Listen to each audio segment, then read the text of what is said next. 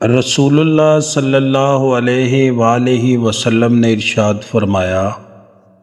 میرے رب نے مجھ سے وعدہ فرمایا ہے کہ آپ صلی اللہ علیہ وآلہ وسلم کی امت کے 70,000 لوگ بغیر حساب و کتاب کے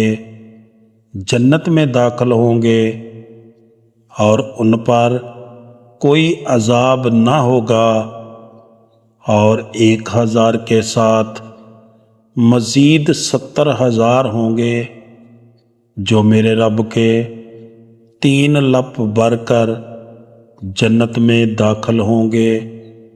رسول اللہ صلی اللہ علیہ وآلہ وسلم نے فرمایا، لوگوں میں سے بدترین شخص وہ ہے جو اپنے گھر والوں کے حق میں تنگی پیدا کرے۔ رسول اللہ صلی اللہ علیہ وآلہ وسلم نے فرمایا کہ اللہ تعالیٰ جب کسی کی دعا قبول کرنا چاہتا ہے تو اسے دعا کی